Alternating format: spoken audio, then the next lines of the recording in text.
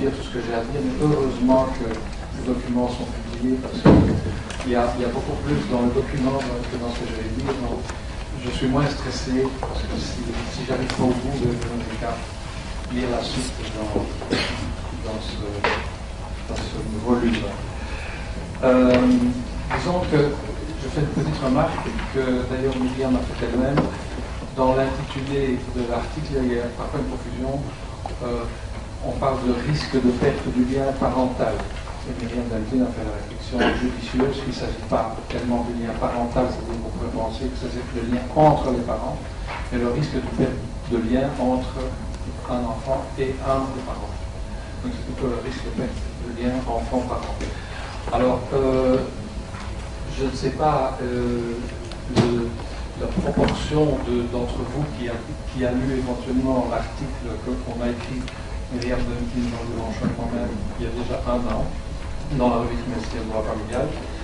Et disons que l'essentiel de ce qu'il y a dit sur le sujet se trouve dans cet article, que je vous recommande de lire si vous vous intéressez à la question. Alors, je fais ici simplement un petit rappel de ce qui a déjà été écrit dans cet article. C'est que, comment dirais-je, la problématique, ce qui déclenche ce type particulier de démarche, c'est, donc, je le répète, mais c'est quand on perçoit qu'un intervenant, et bon, en général ça aboutit au juge, se rend compte qu'après avoir essayé thérapie, médiation, etc., différentes procédures ont été enclenchées, cette situation de risque de perte de lien existe toujours et même s'aggrave avec le temps et les procédures, etc. Et donc, et surtout je crois au niveau d'appel, on est vraiment à la toute dernière limite de ce qu'il y a moyen de faire pour éventuellement rétablir ce lien. Je fais une parenthèse importante que j'avais déjà faite avant, mais je rappelle ici quand même, c'est que quand on parle de risque de perte de lien, ça ne sous-entend pas, c'est important de le savoir, ça ne sous-entend pas que nous avons une idéologie du lien parent-enfant à tout prix. Nous sommes tout à fait bien conscients qu'il y a des liens parent-enfant qui se défont parce que le parent éloigné est lui-même responsable de l'objet. Soit que c'est un parent toxique ou maltraitant ou malade mental ou alcoolique, etc. Et donc, dans un certain nombre de cas, la rupture du lien entre un parent et son enfant est un moindre mal, ou même on pourrait dire une bonne chose. Donc ça c'est une parenthèse que je tiens à faire parce que c'est une objection qui vient assez vite. Ah oui, mais le parent rejeté a peut-être cette heure aussi, etc. Ce qui est tout à fait exact. Dans l'optique de notre travail, nous essayons de travailler, je fais une précision pour dire que depuis peu de temps, je travaille toujours en binôme. Et principalement avec Michel Claas qui est ici présent et avec qui je travaille, je dois dire avec beaucoup de satisfaction, le fait d'être deux, d'avoir deux écoutes et deux approches un peu différentes et complémentaires, et surtout dans ce type de situation assez complexe. Et donc, on fonctionne dans une optique, je dirais, entre guillemets, systémique, dans le sens où on a plutôt en tête l'idée d'un processus. Et même quand on parle d'aliénation parentale, moi je préfère parler d'un processus d'aliénation parentale, et je préciserai ce que j'entends par là. Donc d'un processus de perte de lien dans lequel les 3 pôles de la triade père, mère, enfant, les 3 pôles jouent un rôle. L'enfant bien entendu aussi, et ce n'est pas parce qu'on peut avoir l'impression de l'extérieur qu'un enfant est fortement influencé par ses parents que l'enfant lui-même n'a pas sa propre sensibilité, ses propres sentiments, ses propres souffrances, et que quand un enfant refuse de voir un parent, il est absolument infondé d'en tirer la conclusion que cet enfant est forcément influencé par le parent qui est le plus proche. Donc on se situe dans une optique systémique dans laquelle on part du point de vue que chaque personne de la triade, le père, la mère et l'enfant, contribue à cette situation de détérioration. Dans quelle proportion, à qui la faute, etc. On ne s'attarde pas trop là-dessus. De toute façon, c'est impossible à mesurer, c'est impossible à savoir et à déterminer. Mais, comme Yann vient de vous le dire, on entre dans une approche où on essaye de responsabiliser chacun à une démarche qui contribue. Alors moi, je définirais la mission, je ressens la mission que je reçois des gens comme si je disais aux parents, nous allons rentrer dans un processus, dans une démarche qui devrait permettre, avec votre collaboration, à chacun, y compris l'enfant, qui devrait permettre à chacun qui devrait permettre à l'enfant, quand même les deux parents qui sont le plus sollicités dans la démarche, donc on demande aux parents de rentrer dans une démarche qui devrait permettre à leur enfant de garder ou de restaurer le meilleur lien possible, j'insiste sur le mot possible, avec l'enfant. Donc, et dans cette démarche, dans ce processus, chacun sera interpellé, c'est bien chaque parent, individuellement ou à deux, c'est selon le contexte. Comme on a dit tout à l'heure, effectivement, il y a des parents qui ne sont pas prêts à se voir l'un en présence de l'autre, donc on peut utiliser plusieurs formules, et voir chaque parent séparément, même plusieurs fractions suivantes. Du moment qu'on entre dans un processus de changement, d'évolution, et que les attitudes, les positionnements de chacun puissent évoluer, et alors évoluer comme dans la thérapie brève, par objectifs minimaux. Donc on ne part pas sur des grands objectifs ou des grands idéaux, mais on dit voilà, étant donné la situation actuelle, monsieur, madame, qu'est-ce que vous pensez qu'il est possible de rétablir comme... Alors on fait encore la distinction entre lien et contact. Si on commence par le plus petit, comme contact avec l'autre parent, et on demande éventuellement aux parents proches de donner des idées à l'autre qui ne voit plus son enfant. Monsieur, madame, qu'est-ce que vous pensez que vos enfants seraient prêts à avoir comme contact? Alors ça peut être une gamme très très variée. Ça peut être un repas au restaurant, ça peut être une partie de bowling, ça peut être l'accompagner à son cours de cheval, etc. Et donc, on part de... Et là, je rejoins une remarque qui a été faite. On part de choses qui sont vraiment possibles pour tout le monde, qui sont évaluables, qui sont réalistes et qui sont un début de contribution à un rétablissement de lien, en cas de contact.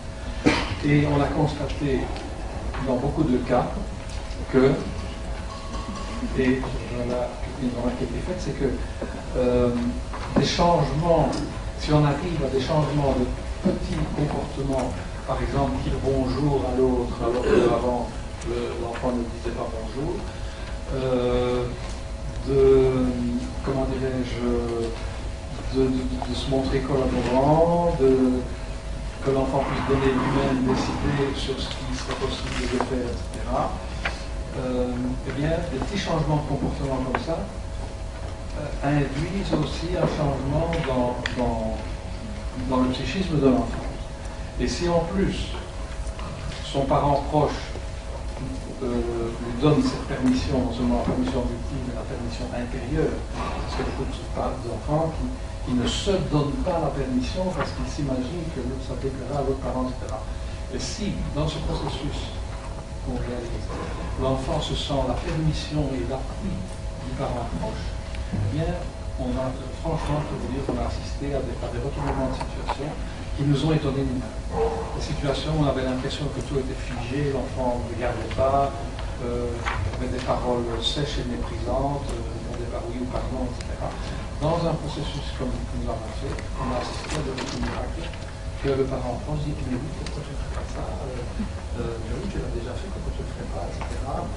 Et il y a parfois, alors il suffit parfois de peu de choses, un changement d'attitude de comportement, renforcé par le parent proche, qui peut avoir déclenché des étapes suivantes.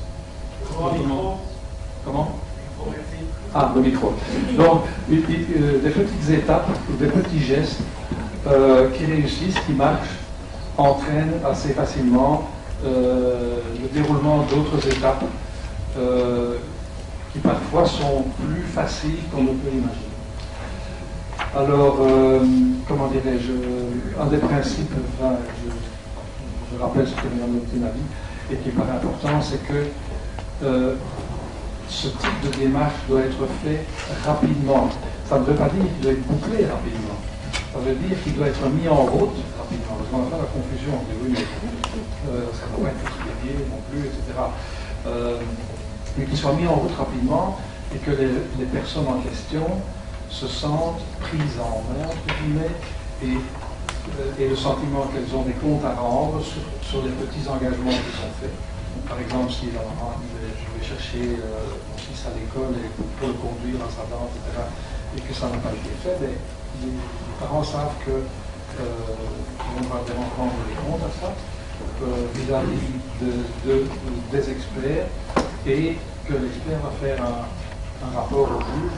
Entre parenthèses, on se donne aussi la permission, si on voit que le système est bloqué et calé, on n'est même pas obligé, sur ce même fond, d'attendre nécessairement le délai de l'audience qui a été fixé pour interpeller le juge en disant voilà, il y a un blocage total, il y a des engagements qui ne sont pas pris, etc.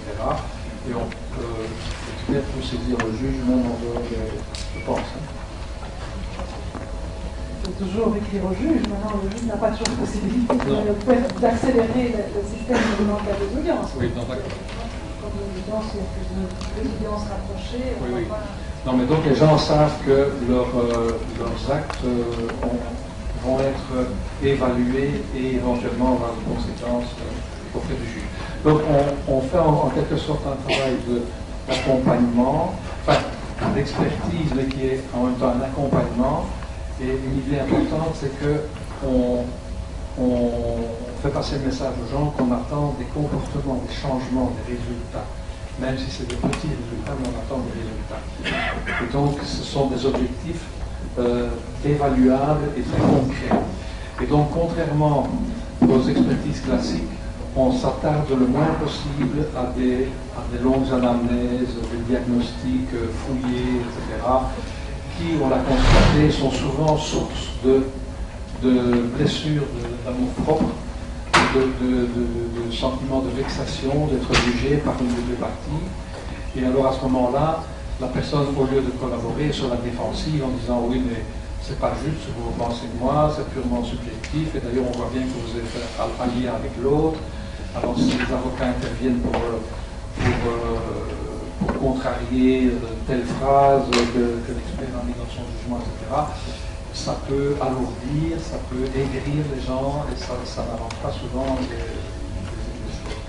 Donc dans notre système, on s'attache surtout à des comportements et à l'évolution des relations dans des termes concrets. Alors, je vais quand même faire donc je vais quand même toucher un petit mot à propos de la notion de risque de perte de lien par enfant en le différenciant de la notion d'aliénation parentale. Alors je sais d'avance que cette notion d'aliénation parentale donne des boutons à pas mal de gens, donc ceux qui n'ont pas envie d'entendre le mot peuvent se boucher les oreilles, je peux laisser. Mais de toute façon, ce qui m'importe, c'est de traiter les situations que ces concepts représentent.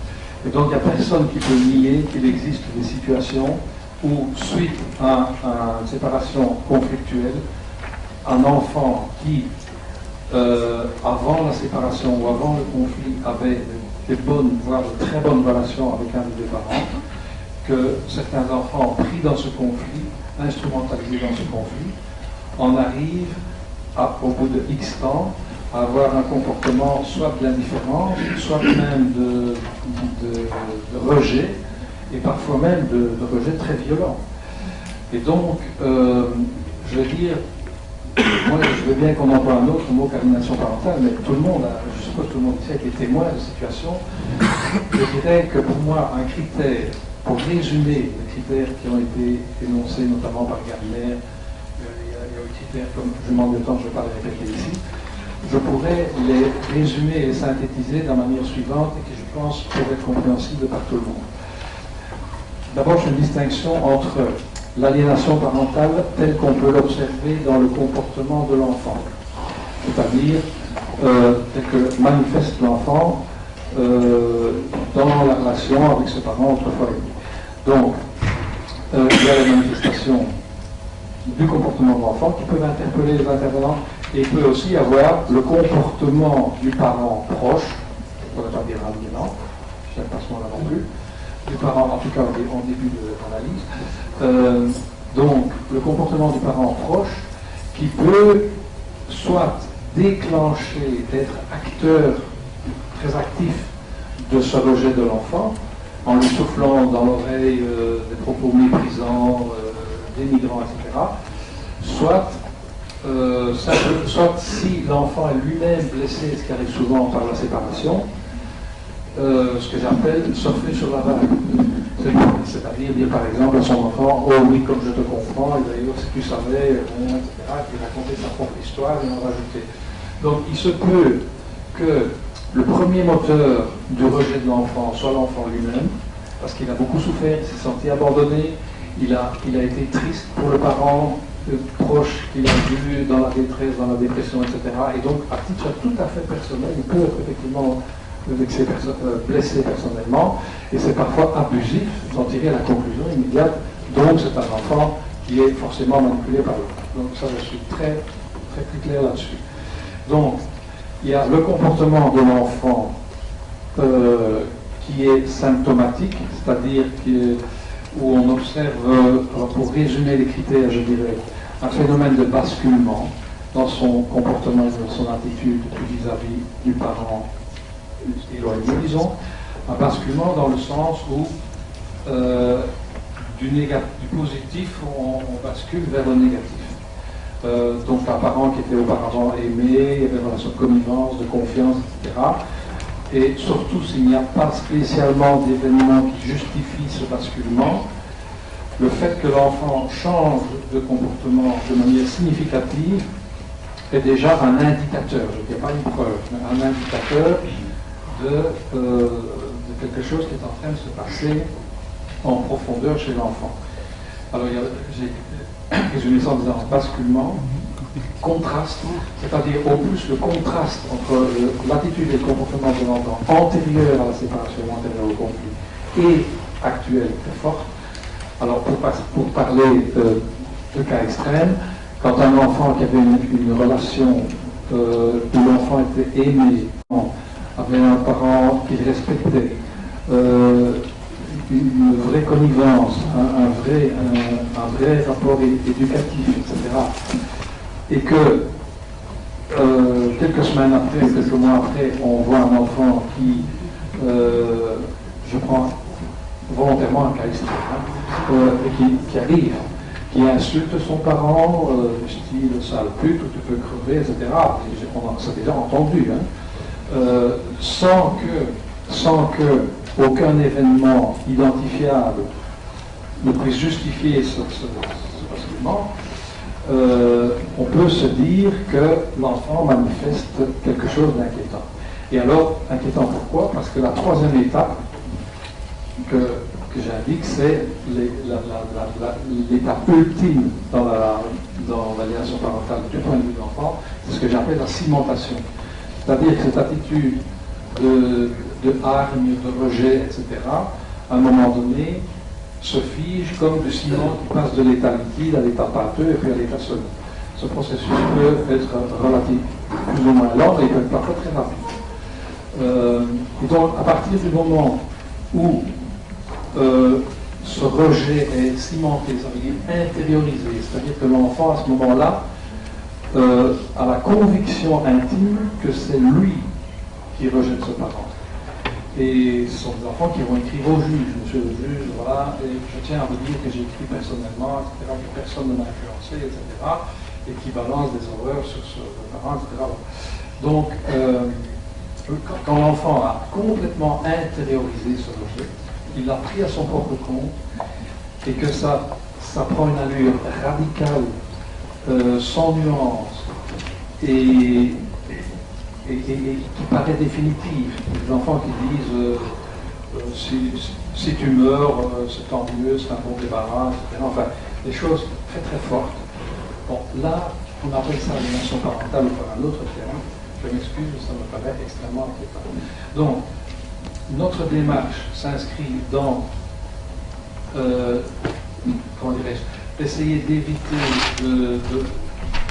d'infléchir un processus où il y a risque de perte de lien parent-enfant, dont le degré le plus grave, le plus ultime, est ce que je viens de vous décrire et qui heureusement est relativement rare. Mais qui est un danger qu'on ne doit pas sous-estimer. Parce que, enfin, moi je m'intéresse depuis très longtemps à ces questions-là, et je pense que je ne suis pas le seul, on est parfois surpris de voir l'évolution d'une situation de simple conflit de loyauté, d'un enfant qui ne se sent pas bien, ou qui critique ou qui ne supporte pas le conjoint de sa mère, etc., ou de son père, et qui fait une réaction de rejet, etc. Je pense qu'il y a une grosse nuance entre ce type de situation-là, qui est souvent gérable par des thérapies, les parents peuvent se faire aider en médiation, etc., guidance, etc. Par rapport à ces situations-là, que je viens de décrire, extrêmes, qui sont graves, parce qu'une fois qu'elles arrivent, elles sont pas toujours, heureusement, mais très très souvent irréversibles. Et donc, un des objectifs que nous visons dans cette démarche, c'est justement d'agir avant que ce stade de sédimentation ne puisse se déclencher. Donc ça a une visée beaucoup plus préventive. On ne juge pas les gens, on ne met pas d'étiquette sur eux, on essaie d'éviter les mesures judiciaires, mais ça se fait quand même sous l'ombre du juge. Parce que comme on est dans une situation où les risques de dérapage sont très grands, il est très important pour nous qu'un juge, que les gens soient conscients qu'il y a un juge qui est au-dessus de leur tête et qui peut mettre un holà s'ils ne collaborent pas, s'ils ne respectent pas leurs engagements, etc. Dans un processus où normalement ils sont respectés, parce qu'on ne leur demande pas des choses impossibles. On leur demande des choses tout à fait possibles et réalisables. Bon, la suite...